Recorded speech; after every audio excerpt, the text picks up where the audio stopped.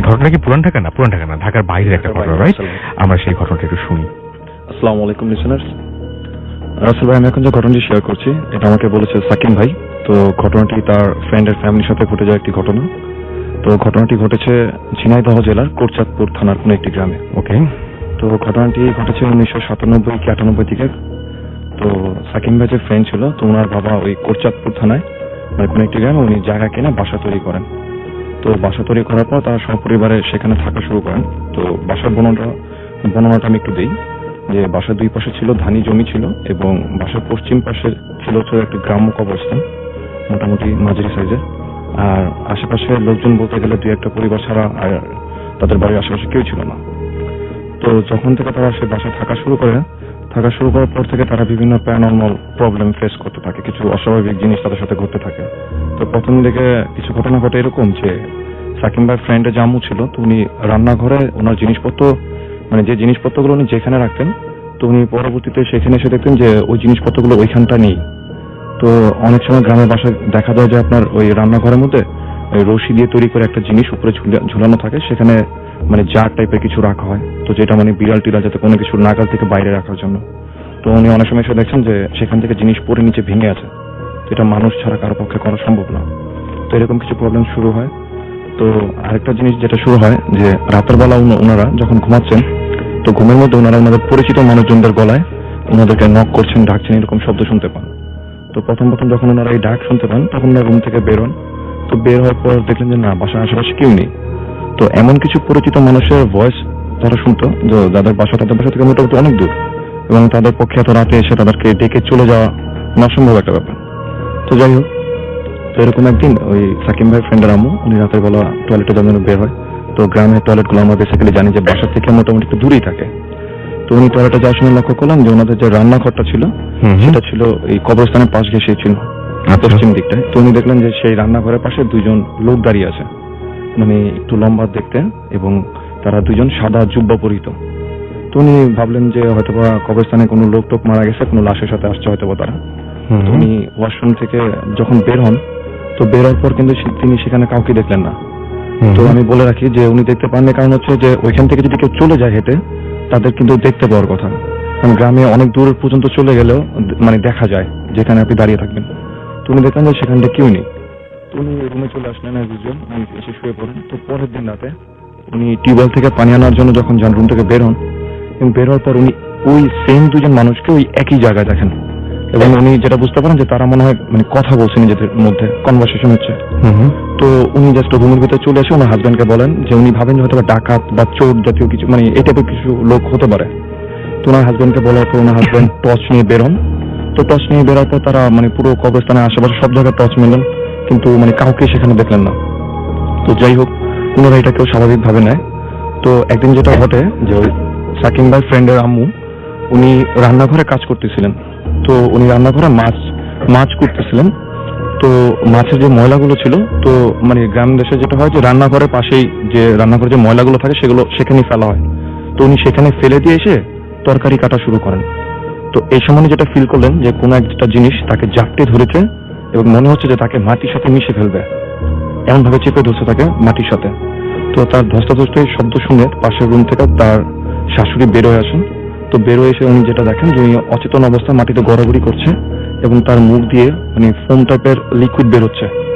তো তাকে রুমের ভিতরে নিয়ে আসা হয়। তো রুমের ভিতরে নিয়ে আসার পর তাকে হুজুর দেখানো হয়। তো হুজুর দেখিয়ে তাকে তাবিজ দেওয়া হয় তার হাতে।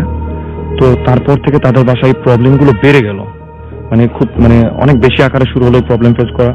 যে অনেক সময় এমন হচ্ছে যে আশেপাশে বাসায় সব স্বাভাবিক, বাট কিন্তু তাদের বাসায় মনে হচ্ছে যে খুব বড় টর্নেডো বা ঝড় জাতীয় কোনো কিছু তাদের বাসার উপর দিয়ে বয়ে যাচ্ছে।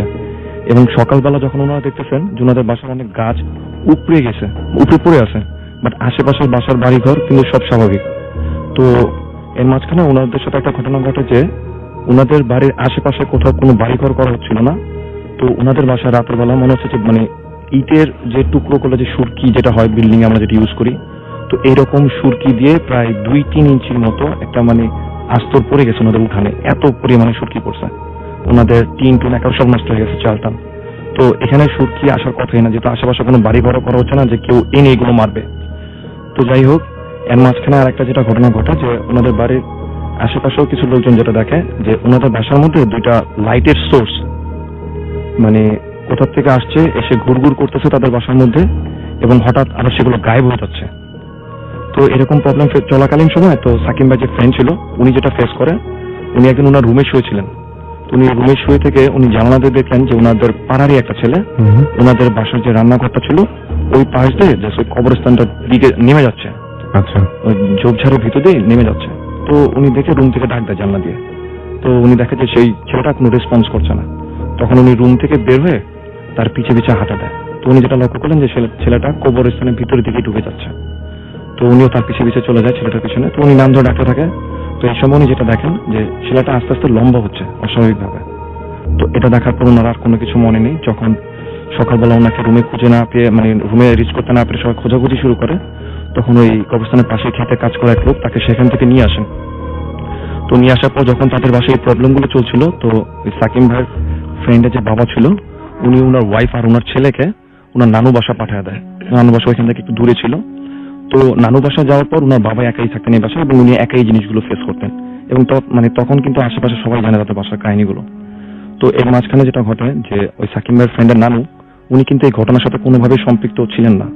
উনি একদিন রাতে যেটা স্বপ্নে দেখেন যে কেউ একজন তাকে বলতেছে যে তাদের বাসায় আগামীকাল একজন মুরব্বী আসবে, বুজুর্গ, যাকে এই প্রবলেমগুলো খুলে বললে তাদের এই প্রবলেমগুলো সমাধান হয়ে যাবে। এটা স্বপ্নের মধ্যে হ্যাঁ, এটা ওনার নানি দেখেছেন। আচ্ছা, তো উনি স্বপ্ন দেখার পর উনি সকালবেলা বাসার সবাইকে বলেন যদি বাসায় কোনো ওঝা ফকির এই টাইপের কেউ আসে, বুজুর্গ, তাদেরকে তাকে যেন বসতে দেওয়া হয়, ভালো ব্যবহার করা হয়। তো সকাল চলে যায়, দুপুর চলে যায়, বিকেল। তো ঠিক আসরের নামাজের পর ঠিক মাগরিবের আগে একজন ভদ্রলোক আসে তাদের বাসায়, এবং ওই ভদ্রলোককে তারা এর আগে কোনোদিনও তাদের গ্রামে দেখেনি। তো গ্রামে সে বাইরের, ওই গ্রামের কেউ না, এটা আসলে কিন্তু চিনতে পারার কথা কিন্তু একই গ্রামের হলেন। তো উনি আসার পর ওনারা আর কোনো কোয়েশ্চেন করে নাই, তাকে ওই প্রবলেমগুলো খুলে বলেন। আচ্ছা, তো প্রবলেমগুলো খুলে বলার পর ওই বুজুর্গ যিনি ছিলেন ভদ্রলোকটা, তো উনি আসলে উনি মানুষ ছিল কিনা সেটাও তো কিন্তু তার কেউ জানে না। তো তাকে বলার পর উনি বলে যে যে জায়গায় ঘটনা ঘটছে উনি সেখানটা যাবে। তো তাকে সাকিম ভাইয়ের ফ্রেন্ডের পাশে নিয়ে আসা হয়। তো নিয়ে আসার পর উনি উনার মতো করে কিছু কাজ করে রুমের মধ্যে। তো কাজ করার পর উনি সাকিম ভাইয়ের ফ্রেন্ডের বাবাকে যেটা বলেন যে ওনাদের বাসাটা যেখানটা করা হয়েছে ওনাদের বাসার অর্ধেক রান্নাঘর প্লাস আরেকটা রুম, এই দুইটাই কবরস্থানের জায়গার মধ্যেই করা হয়েছে। ওনারা এটা জানতেন না ব্যাপারটা। আচ্ছা, এবং এইখানটায় দুটো জিন থাকতেন অনেক বছর ধরে, এবং তারা বাসা তৈরি করার পর তাদের সেই জিনদের থাকতে সমস্যা হচ্ছিল জায়গাটায়, এবং জিনরা চাচ্ছে যাতে তাদেরকে ভয় দেখে যাতে এখান থেকে তারা চলে যায় ভয় দেখানোর পরে। তো সাকিম ভাই ফ্রেন্ডের বাবা যেটা বলে যে উনিও গরিব মানুষ, ওনার পক্ষে এত কষ্ট করে বাড়ি করার পর এখান থেকে চলে যাওয়া সম্ভব না। তখন ওই বুজুর্গ যেটা ওই জিনদের সাথে কথা বলেন কনভারসেশনে, তো জিনরা তাকে যেটা বলে সলিউশন দেয় যে বাসার অর্ধেকটা জায়গা যাতে তাদের জন্য ছেড়ে দেয়, মানে বাসায় মানুষ এবং জিন একসঙ্গে থাকবেন।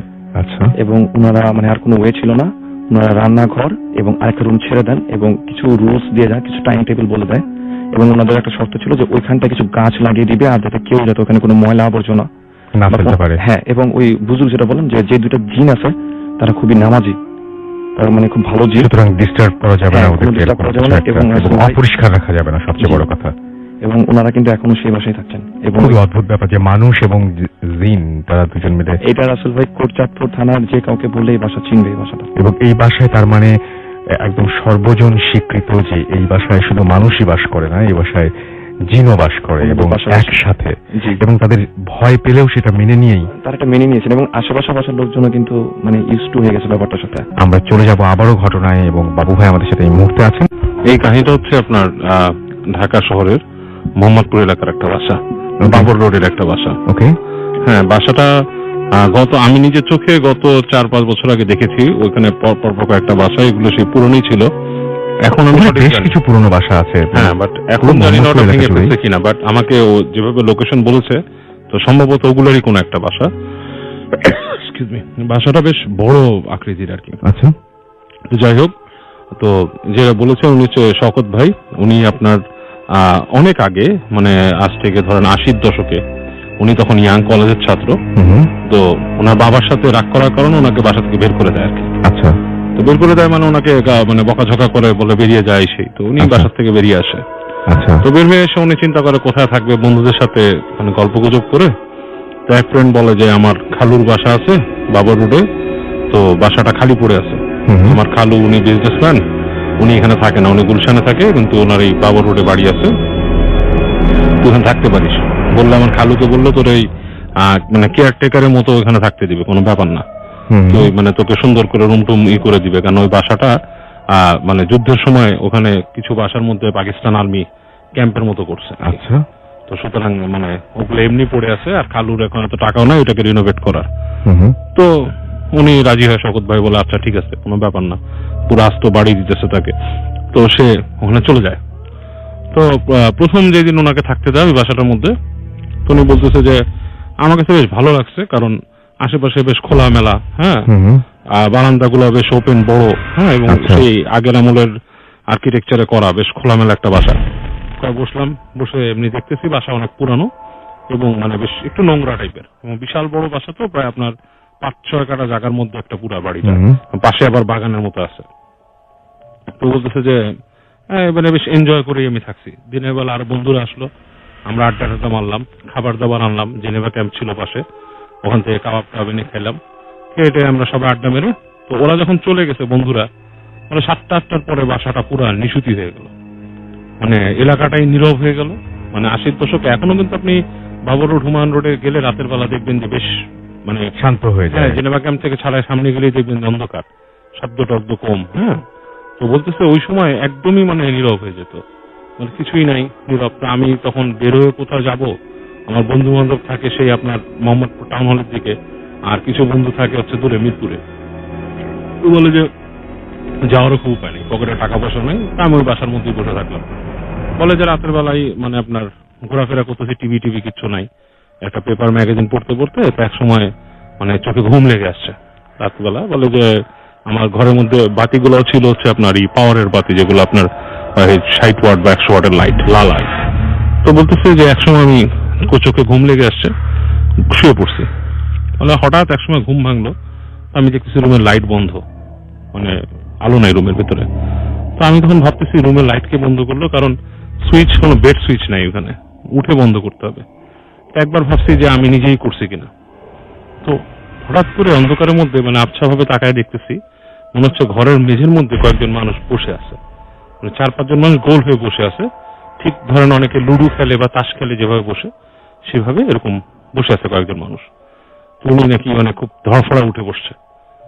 উঠে বসার পরে উনি দেখে যে ওদের মধ্যে কোনো বিকার নাই, যারা বসে আছে, মানে উনি উঠে বসাতে একটা মানে বিছানার মধ্যে সাউন্ড, যেন কেউ নাই এরকম একটা ব্যাপার। তো উনি উঠে বসে অনেকক্ষণ তাকায় আছে, ওনার মনে হচ্ছে ওনার নিজের হাত উনি যেরকম দেখতেছে অন্ধকারে, ঠিক ওইখানে ওই যে কতগুলো লোকের পুরুষের অবয়ব ঠিক সেভাবেই দেখতেছে, কিন্তু মনে হচ্ছে খালি গায়ে, মানে গায়ে জামা নেই। তো অনেকক্ষণ বসে থাকলো, তখন ওনার লজিক্যাল মাইন্ড, উনি চিন্তা করতেছে উনি কি করবে, কথা বলবে, ওরা কি মানুষ, মানে স্বভাবতই ওনার মনে হচ্ছে এটা মানুষ, আবার ভয় পাচ্ছে, কেন শব্দ নাই, মানে একটা শব্দ হচ্ছে না, মানে মানুষ বসলে তো একটা নিঃশ্বাসেরও শব্দ হয়, সেই শব্দটাও নেই। তো উনি বেশ ভয় পেয়ে উনি যেটা করলো, উনি ঘাটের থেকে আস্তে করে পা ফেললো মাটিতে। পা যখন ফেলছে তখন দেখে আস্তে করে মানে আপনার ওই পাশে যারা বসেছিল তাদের মধ্যে একজন মাথা ঘুরে তাকালো ওনার দিকে, এবং নাই, হঠাৎ করে সব আপনার ভ্যানিশ হয়ে গেছে, ওখানে কোনো মানুষই নাই। তো উনি খুব ভয় পেয়ে গেছে, ভয় পেয়ে চিন্তা করলো এটা কি। তখন ওনার কাছে ভৌতিক ব্যাপারটা মাথায় আসলো, এবং উনি বললো যে আমার তো রাতে ঘুম না হওয়ার দশা পুরা।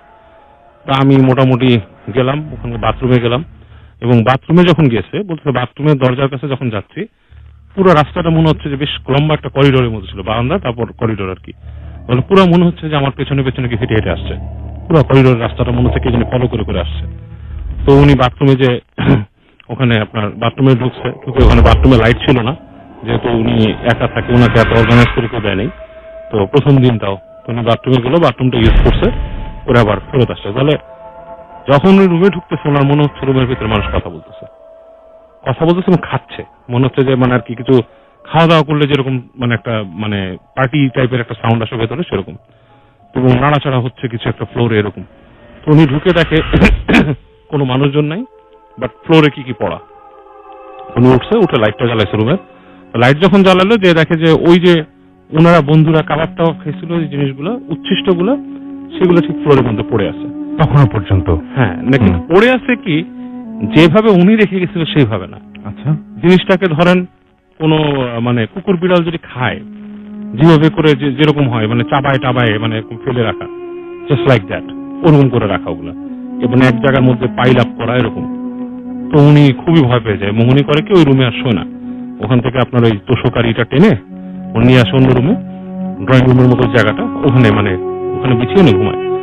তো বললো যে বাবু রাতের বেলা যখন আমি শুয়েছি আমার এত ভয় লাগছে, কারণ আমার মনে আমি পুরো ফিল করতেছি আমি যেখানে শুয়ে আছি তার আশপাশ দিয়ে, উনি যখন কাহিনীটা বলছে রাসেল ভাই আমার নিজেরই গুজবাম্প হচ্ছে, ফিলিংস কেমন হবে সেটাই। তো বলছে যে আমি যখন শুয়ে আছি মনে হচ্ছে যে আমার পায়ের কাছ দিয়ে মাথার কাছ দিয়ে কারা হেঁটে যাচ্ছে, পুরা লাইভ একটা বাসার মতো, মনে হচ্ছে অন্ধকারে মানুষ হেঁটে হেঁটে যাচ্ছে, মানে তাদের মনে হচ্ছে কারো একটা বাসায় উনি একটা ইন্ট্রুডার, উনি শুয়ে আছে। উনি হচ্ছে বাইরের মানুষ, আর এরা রেগুলার এখানে থাকে, নিজেকে অপরিচিত লাগছে এই বাসায়, বানিয়ে দিতে পারছেন না। উনি প্রচন্ড ভয় পায় এবং শেষ রাতে ওনার ভয়ের চোটে উনি ঘুমায় পড়েন। এবং দিনের বেলা যখন উনি ঘুম থেকে উঠেন এই প্রথম কাজ যেটা করেন, ওনার যে ফ্রেন্ড তাকে এখানে রাখছিল তার সাথে যোগাযোগ করেন। সে যে এমনি কথাবার্তা বলে, তো বলে কিরে কি হয়েছে, বলে যে আমি তোদের এই বাসা দিয়ে দিছিস, কারণ আমার কোনো চয়েস নাই, আমার ওই বাসায় থাকতে হবে, বাবা বের করে দিচ্ছে, আমার যাওয়ারও জায়গা নাই, আর ওই চলারও টাকা নাই, তোর খালু বলছে যে আমাকে থাকার জায়গা দিবে, আমি আছি, কিন্তু দোস্ত এই সমস্যা তোমার এই বাসায়। তো একটু চুপচাপ মেরে যাও, বলে যে দেখো কিছু প্রবলেম তো আছেই, এটা তো আমি বলতে ভুলে গেছি, বাট আসে বিকজ অফ বাসাটা আরো পুরানো, এটা ঠিক পাকিস্তানের যুদ্ধ হয়েছে তারও আরো অনেক আগে এই বাড়ি তৈরি, সেই পাকিস্তান আমলে হয়তো দেশ বিভাগের সময় করা বা সামথিং, যখন নাকি ভারতবর্ষ বিভাগ হয় সেরকম কোন সময়, 2 তলা বাড়ি, বলে সেরকম কোন সময় করা, এবং ওনাদের বংশ পরম্পরার বাড়ি, ওনাদের অর্ধেক রক্ত হচ্ছে আপনার বিহারি ওদিক থেকে আসছে। বলে যে সুতরাং বাড়িতে তো হবেই, বাসাটা খালি পড়ে রয়েছে প্রায় সেই যুদ্ধের ওই সময় থেকে। ও আচ্ছা, অনেকদিন তো খালি, ওখানে কেউ নাই। তো বলে এর জন্য তুমি এক কাজ করো, তুমি রুম সুইচ করে তোমাকে আমি দেই, তুমি যাও এবং দোয়া টোয়া পড়ে তুমি ঘুমাও। তো উনি মনে করেন যে ব্যাক করে, দুপুরের পরেই ব্যাক করে বাসায় এসে, তো উনি বলে যে আমি যখন দুপুরে বাসায় উঠতেছি তখনই আমার কাছে গা ঝা ঝা লাগতেছে, ঢুকতে মনে হয় যে কে তাকায় আছে, কে হাসতেছে, বাসাটার ব্যাপারটা এরকম, এবং নিচতলা কেউ থাকে না, নিচতলারও ফাঁকা। আসলে চারপাশে কেউ থাকলে আসলে টের পাওয়া যায়, কিন্তু আমার চারপাশে কেউ আছে বা কিছু একটা। তো উনি যেটা করলো, উনি কর্নারের দিকে একটা রুম ছিল যেটা নাকি রাস্তায় ফেস করা, রাস্তার দিকে ফেস করা, উনি ওই রুমটার মধ্যে ঢুকে উনি এটাকে পরিষ্কার টরিষ্কার করলো, দোয়া টোয়া পড়লো, পরে ওই রুমে উনি থাকবে, বিছানা টিছনা করলো। তো করে রাত্রেবেলা উনি ওই রুমের লাইট কিনে লাগাইছে, আরেক রুম থেকে আরেকটা লাইট এনে লাগাইছে, 2টা লাইট লাগাইলো রুমে, ওই রুমে থাকার জন্য উনি করলো। তো বলছে যে এখানে আমি রাত্রেবেলা অনেক রাত পর্যন্ত জেগে থাকার চেষ্টা করলাম, যে আমি ঘুমাবো না সহজে, কিন্তু একা মানুষ তো, বলে বেশিক্ষণ আর জাগা যায় না, একসময় ঘুম চলে আসে। বলে এখানে যখন আমি ঘুমাই গেছি, এবার আমি লাইটটা বন্ধ করে ঘুমাইছি, এবার লাইট কতক্ষণ জ্বালা রাখবো, হঠাৎ করে আমার মনে হলো ঠিক আমার মাথার কাছে যে জানালা, সেখানে 2জন মানুষ ফিস করে কথা বলতেছে। আচ্ছা। বলে আমি তাকালাম মাথা উঁচু করে, আমি স্পষ্ট দেখলাম যে 2টা মানুষ জানলার সামনে দাঁড়ানো, এবং তাদের অবয়ব বোঝা যাচ্ছে, পুরা মানুষ না, পুরো স্পষ্ট মানুষ না, মানুষে বোঝা যাচ্ছে 2টা মানুষ দাঁড়ানো এই জায়গায়, তারা ফিস করে কথা বলছে, হুইসপারিং শোনা যাচ্ছে তাদের মুখের হুইসপারিংটা। তো উনি উঠে দাঁড়ায় ওই দূরে যায়, একটু সাইডে যেয়ে ওই দরজার ফাঁক দিয়ে দেখতে থাকে যে কি, তো ওখানে ওই ছায়ার মতোই দেখে। এক পর্যায়ে সে সাহস করে চিন্তা করে আমাদের থাকতেই হবে এখানে, সে দরজা খুলে ফেলে, যে এমনও তো হইতে পারে কোনো চোর উঠছে এখানে, বাসাটা খালি, যেই বারান্দা যায় দেখে কেউ নাই এখানে, পুরো বারান্দাটা খালি। এবং উনি অনেক ফুলের ঘ্রাণ পায়, যদি ওই বাসায় ফুলের কিছু টব আছে বাট কোনোটাতেই ফুল নেই, কিন্তু উনি ঘ্রাণ পাচ্ছে ফুলের। এবং সে ওখানে আপনার ভয়ের ভিতরে চলে আসে, এসে এবং প্রত্যেকবার বাথরুমে গেলে উনি ওই যে মনে হতো বাথরুমে গিয়ে ফলো করে আসছে, পানি পড়ার শব্দ পেত, যে ভেতরে পানি খরচ করতেছে মানুষ, ঢালতেছে, করতেছে, এরকম পানির শব্দ পেত, এবং টিপটাপ এরকম শব্দ পেত মানুষের। তো ওই বাড়িতে নাকি নিচতলায় একটা আপনার বাথরুম ছিল, সেটাকে উনি বলে নাই, ওনার সাথে একটা ওনাদের ফ্রেন্ড আসছিল, মেয়ে ফ্রেন্ড, ওনারা পরে আবার ওখানে ওই বাড়িতে একটা ব্যাচে পড়ার একটা করে, ওনাদের পরীক্ষার জন্য কয়েকজন ফ্রেন্ড মিলে পড়াশোনা করতো, গ্রুপ স্টাডি করতো। একটা ফ্রেন্ড একবার ওই নিচে ওই বাথরুমটায় গেছে, কারণ সে উপরে বাথরুমটা নোংরা দেখে যায়নি, সে চিৎকার করে উঠছে। তো বলছে যে কি ব্যাপার, তো সে বলে দেখছে যে বাথরুমে যখন নাকি সে ঢুকছে, বাথরুমে ঢুকে সে বাথরুম ইউজ করে এরকম উঠে দাঁড়াইছে যখন, তো বাথরুমে যে পিছিয়ে ভেন্টিলেটরটা, সেখানে সে দেখছে কিম্ভূত কিমাকার একটা মুখ, মনে হচ্ছে রক্ত মাখা, কেউ মেরে টেরে মনে করেন যে নাকটা কে রক্ত পড়তেছে, এরকম একটা মুখ দেখছে, জাস্ট ফর এ সেকেন্ড। সে চিৎকার করে পেছনে, তো এরপরে উনি ওই বাসায় অনেকদিনই থাকে। উনি বলছে যে আমার থাকতে হয়, কারণ মানুষের জীবিকার কাছে মানে ভৌতিক বিষয়গুলো আসলে তখন গৌণ হয়ে যায়। তো বলছে যে আমার থাকতে হয় এবং অনেক মানে এই ধরনের ব্যাপার স্যাপার সেই বাসায় সে করে। বলে যে এরপরে মানে ওনারা যখন চলে যায় এবং কালের বিবর্তনে ওই বাসাটা ওই যে মালিক ছিল সে এটাকে গোডাউন হিসেবে ইউজ করে, পরে সে গার্মেন্টস এর ব্যবসা করতে, কাপড় চোপড় রাখতো। তো বলতেছে যে এখন জানি না উনি আর যায়নি। তো আমাকে যে বর্ণনা দিছিল আমার সেটা আমি রিকল করতে পারি বাসাটা কোন জায়গায় হতে পারে। আচ্ছা, সেটার জন্য বললাম যে আমি ওই জায়গা দিয়ে 2-4 বছর আগে গেছি, তখনও কিন্তু পুরান বাড়ি ছিল অনেকগুলো ওখানে। হ্যাঁ, ওকে, থ্যাংক ইউ সো মাচ বাবু ভাই। বাসাটা রয়েছে এবং এই বাসাটা মানে যে খালপাড়ের যে জায়গাটাতে অবস্থিত সেই জায়গাটাতে মানে কিছু ঝোপঝাড় এবং জংলার মতো বেশ কিছু জায়গা রয়েছে এখনো। এবং যখন আগে যে ঘটনাগুলো ঘটতো তখন ম্যাক্সিমামই দেখা যেত যে এই স্পেসিফিক লোকেশনটাতেই ঘটতো এবং তখন যে দেখা যেত যে মানে এত জনবসতি ঘন ছিল না, দেখা যেত যে এই জায়গাটায় আরো বেশি মানে বন জঙ্গল ছিল, গাছপালা ছিল। তো তখন আরো বেশি প্যারানর্মাল বিষয়গুলো এই বাসার লোকজন ফেস করতো। এবং এই বাসার যে একটু বর্ণনা দিব আমি, বাসার যে নদীর একটা সাইডে যে বাসাটা মানে আছে সেটার এবারে একটা বারান্দা রয়েছে যেটা একদম নদীর পাশে, মানে বারান্দায় গেলে নদী দেখা যায়, অনেক বড় একটা বারান্দা এবং এই ঠিক বাম পাশে হচ্ছে সেই খালপাড়। তো প্রথমে একটু শুরু করে আমি পুরান একটা ঘটনা দিই। পুরান ঘটনাটা হচ্ছে এরকম যে এই বাসায় তো অনেক লোকজন থাকতো এক সময় এবং যেটা হতো যে অনেক সার্ভে নিয়ে বাসায় কাজ করতো। তারা যেটা হতো যে প্রত্যেকদিন রাত্রে এই যে বারান্দার কথাটা আমি বললাম যেটা একদম নদীর পাশে, নদী দেখা যায়, তো এখানে রাত্রে এসে তারা ঘুমাতো। তো এখানে তারা যখন রাত্রে ঘুমাতো এর মধ্যে একজন সার্ভেন্ট যেটা হয় যে রাতের বেলা হঠাৎ করে ঘুম ভেঙে যায় এবং ঘুম ভেঙে যাওয়ার পরে উনি যেটা ফিল করে যে বারান্দা দিয়ে মনে হচ্ছে যে কেউ একজন হেঁটে বেড়াচ্ছে এবং সেটা যদি কোন একটা মানুষের হাঁটার স্টেপ হবে সেটা তো বোঝাই যাবে। সেটা মনে হচ্ছিল যে অনেক ওজনদার কিছু একটা লোক, মানে মানে মানুষ না ঠিক, মানে ওখানে হেঁটে যাচ্ছে, কিন্তু সেটা দেখা যাচ্ছে না কি। কিন্তু সে ভয়ে ভয়ে যেটা করলো যে এক সময় সেটা দেখার চেষ্টা করলো যে আসলে কি, মানে এখান থেকে কি হাঁটতেছে আসলে, তো রাত্রে এখান থেকে হাঁটার শব্দ কোত্থেকে আসতেছে। সে হঠাৎ করে দেখলো যে যে সাইডটা খালপাড়ের যে জায়গাটা, ওখানে যে বারান্দার যে সাইডটা, সেখান থেকে সে দেখলো যে অনেক লম্বা মানে কালো কিছু একটা পরা, কালো আলখাল্লা পরা এরকম কিছু একটা অনেক লম্বা একটা লোক সেখান থেকে হেঁটে আসতেছে। ঠিক তারা যেখানে ঘুমিয়ে আছে ঠিক সেই জায়গা বরাবর ওই জিনিসটা হেঁটে আসতেছে এবং ওটা ছিল অনেক চিকুন এবং অনেক লম্বা এবং ওটা হাঁটতেছে যখন, তখন ওই হাঁটার যে শব্দগুলো তখন সে পাচ্ছিল। এবং একটা সময় সে যেটা করে যে ভয়ে একটা সময় সে চোখ বন্ধ করে ফেলে এবং কিছুক্ষণ পরে যেটা হয় যে সে যেটা ফিল করে যে তার হাতের উপর দিয়ে কোনো কিছু মানে তাকে মানে চাপ দিয়ে চলে গেছে এরকম কিছু একটা। এবং সে যখন মানে চিৎকার দেয় তখন সবাই ঘুম থেকে উঠে যায় এবং সে যেটা বলে যে সবাইকে যে এরকম কিছু একটা সে দেখেছে। এবং ওই দিনই মানে ওই দিন রাত্রে যেটা হয় যে মানে এই ঘটনাটা ঘটার সাথে সাথে মানে তার হাতের যে কনুইটা সেটা ভেঙে যায়। মানে ওটা এতই ওজন ছিল ওটার যে মানে ওটা যখন উপর দিয়ে চলে যায় হাতের উপর দিয়ে তখন তার হাতের কনুইটা ভেঙে যায়। তো এরপরেই যেটা হতো যে ওই বাসার রাতের বেলা কেউ এই বারান্দায় রাত্রে ঘুমাতো না এবং ওই বাসায় তখন একটা মিথ প্রচলিত ছিল যে সবাই মনে করতো যে ওই বারান্দাটা হচ্ছে ওই জিনদের চলাচলের পথ। ওখান থেকে হেঁটে ওই জিনেরা ওই নদীর দিকে যেত এবং নদীর থেকে আবার যখন ব্যাক করতো তখন ওই বারান্দাটা হয়ে আসতো। তো এরকম একটা মিথ প্রচলিত ছিল তখন। এবং তারা যেটা করতো যে যখনই মাগরিবের আজান দিত তখন এই বারান্দার সব দরজা জানালা বন্ধ করে দিত এবং এই বারান্দায় কেউ ভয়ে রাতের বেলা যেত না। কিন্তু বর্তমানে যেটা হচ্ছে যে বাসার সবকিছুই আগের মতোই স্ট্রাকচার রয়েছে, কিন্তু বর্তমানে যেটা হয়েছে যে মানে ওই মিথটা এখন আর প্রচলিত নেই। তো দেখা যায় যে বাসার লোকজন চেঞ্জ হয়েছে এবং যেটা হয় যে ওই বারান্দাটা এখন মানে ম্যাক্সিমাম টাইম খোলাই থাকে, তো ওখানে সবাই যায়, এখন আর তেমন একটা কিছু হয় না। কিন্তু এখন স্পেসিফিক্যালি বর্তমানে কিছু ঘটনা ঘটতেছে তাদের সাথে। সেটা হচ্ছে যে এইরকম যে তারা যখন রাতের বেলা মানে কেউ একজন এই বারান্দার পাশে যে রুমগুলা সেখানে রাত্রে ঘুমিয়ে পড়ে তখন তারা হঠাৎ করে দেখে যেটা যে তাদের রুমে মানে রাতে হঠাৎ করে ঘুম ভেঙে গেলে দেখে যে তাদের বিছানায় বা রুমের আশেপাশে কেউ হাঁটা চলাফেরা করতেছে এবং এই যে হাঁটতেছে তাদের বাসারই কোন একজন সদস্য। কিন্তু এটা কোনোভাবেই সম্ভব না, কেননা যেই ওই রুমগুলোতে ঘুমায় সবাই ভেতর থেকে মানে লক করে ঘুমায়, তো বাসার সদস্য ভেতরে আসার কোনো কথাই না। তো তারা যেটা করে যে কোনো কিছু মানে চিৎকার করে না, কিছুই বলে না। যখন সকালবেলা উঠে ওই স্পেসিফিক সদস্যটাকে মানে যাকে সে রাতের বেলা দেখেছিল তাকে যখন জিজ্ঞেস করে তো তারা বলে যে না, আমি তো এরকম রুমের ভিতরে যাইনি, এটা তো কোনোভাবেই সম্ভব না।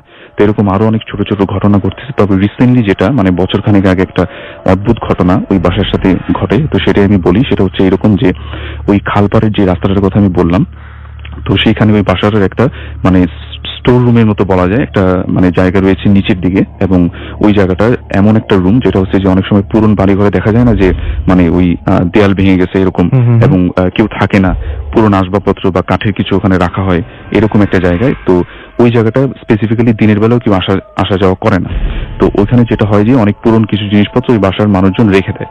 তো এরকম করতে করতে যেটা হয় যে ওই একদিন মাগরিবের আজান দেওয়ার আগে তো একটা ছোট ছেলে যেটা হয় যে মানে খেলতে খেলতে মানে বল টল বা কিছু একটা মানে ওই রুমটাতে চলে যায়। তো ওই স্পেসিফিক ভাবে ছেলেটা যখন ওই রুমটাতে থেকে আনতে যাবে খালপাড়ের পাশে যে রুমটা, আর তখন যেটা হয় যে মাগরিবের আজান ঠিক দেয়নি, দিবে এরকম একটা অবস্থা, এবং ওই সময় ছিল বর্ষাকাল। তো দেখা যেত যে খালপাড়ে অনেক মানুষ ওই ছিপ নিয়ে মাছ ধরতে বসতো। তো এরকম একটা সময় সে দেখে যে তার বলটা ওই খালপাড়ের কোন একজন মানুষ ছিপ দিয়ে মাছ ধরতেছে, ওনার পাশে যেয়ে পড়ছে বলটা। তো দূর থেকে ওই বাচ্চাটা দেখে যে ওই লোকটা মানে নিচু হয়ে মাছ ধরতেছে এরকম মনে হবে, কিন্তু যখন ওই বাচ্চাটা মানে বল নিতে ওই স্পেসিফিক লোকটার কাছে যায় তখন সে যেটা দেখে যে ওই লোকটার মাথা নেই। তো মাথা ছাড়া একটা মানুষ ওখানে মাছ ধরতেছে। এটা দেখার পরে ওই মানে বাচ্চাটা সেন্সলেস হয়ে যায়। তার মানে ওদের বাসার আশেপাশে এরকম ঘটনা অহরহই হ্যাঁ, ওখানে এরকম একটা মিথ প্রচলিত ছিল, এবং ভয় অনেকে ওই দিনের বেলা ওই খালপাড়ের ওই রাস্তাগুলো ইউজ করতো না, এরকম একটা প্লেস যেটা। তো এরপরে ওই বাচ্চা যখন সেন্স ফেরে তখন সে মানে বলে যে এরকম আমি দেখছি এটা সেটা।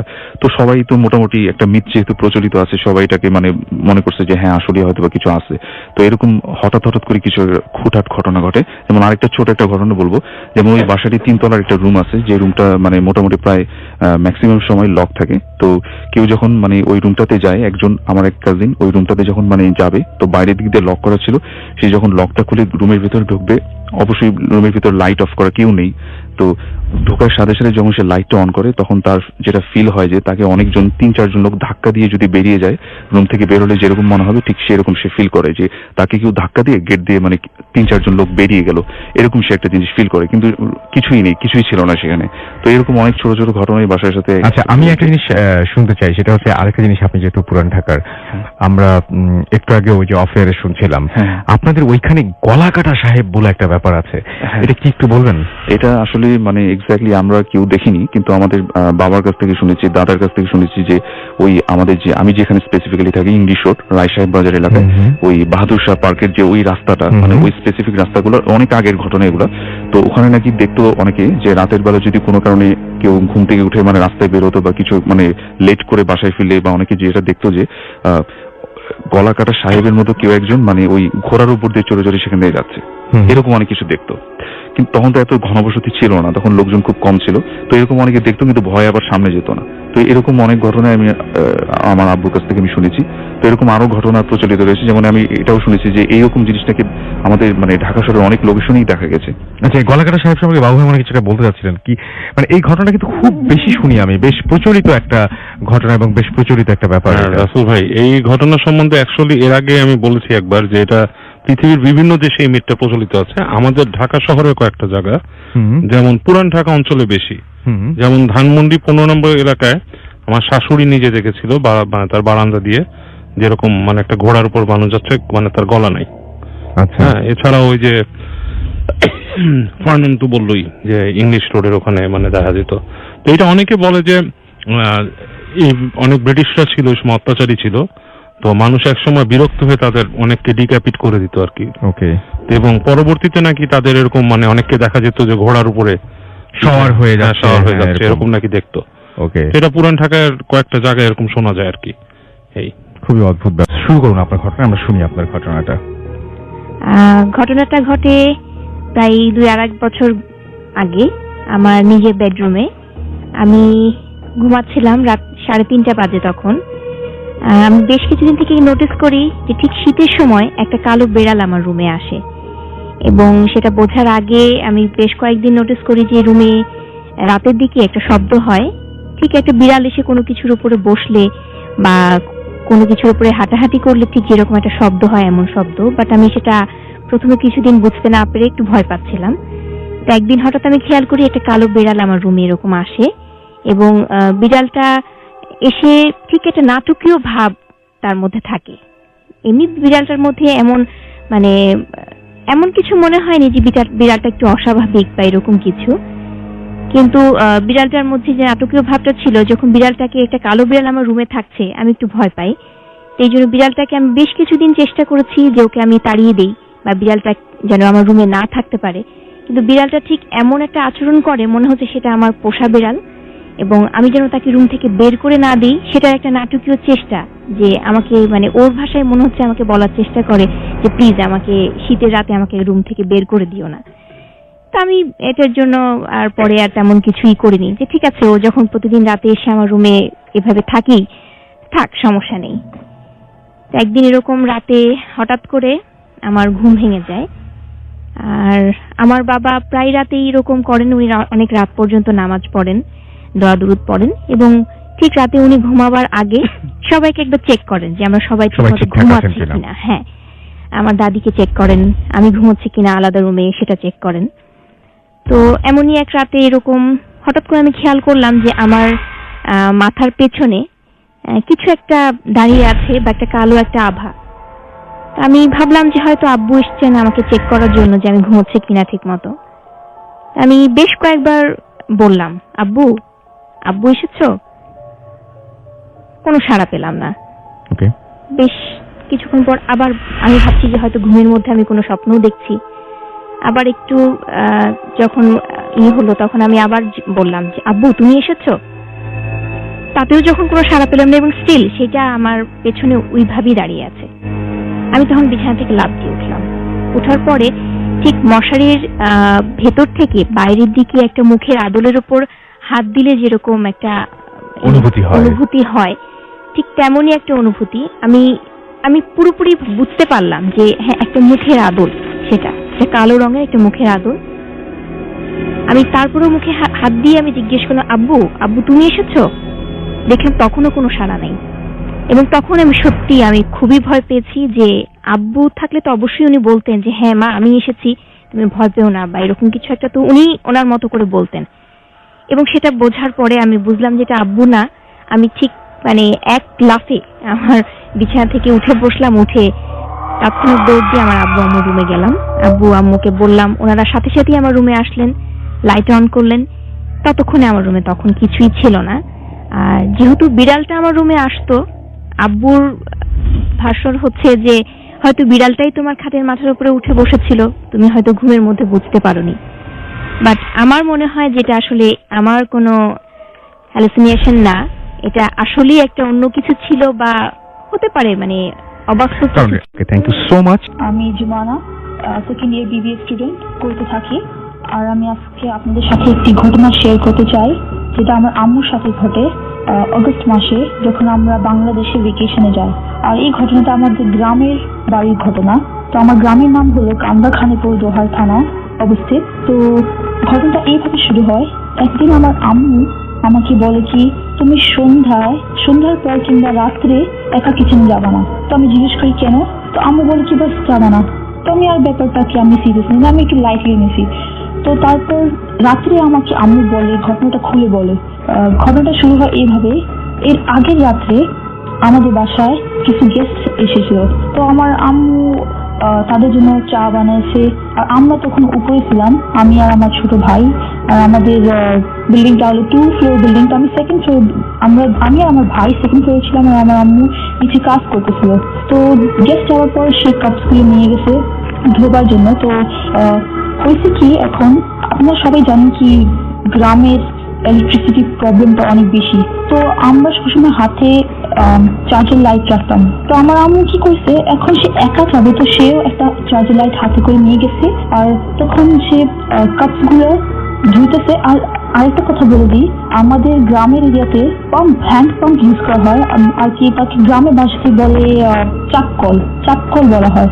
তো আমার আম্মু কি করছে, এখন সে 2 হাতে তো এক হাতে লাইট ধরতে পারবে না। তো সে আবার আমাদের কিচেনের ভিতরে যে কলটা আছে, চাপ কলটা আছে, এটার অপোজিটে একটা বড় জানলা আছে, আয়রন গ্রিল আছে। আর পিছনে জানালা, আর কি জানালা, ওটার মধ্যে আয়রন গ্রিল আছে। তো আর জানালাটা অনেক বড়।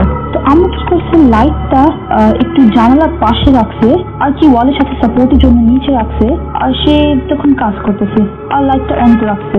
তো হয়েছে কি, এখন আম্মুর কাজ শেষ হয়ে গেছে, কাপসগুলো ক্লিন করে এখন সেই লাইটটা যখন নিতে গেছে, তখন তার মাথাটা একটু নিচু করে যখন লাইটটা হাতটা আগে বাড়িয়ে লাইটটা নিতে গেছে, তখন কি হয়েছে কি, সে এক্সপেক্টই করতে পারবে না এরকম হতে পারে তার সাথে।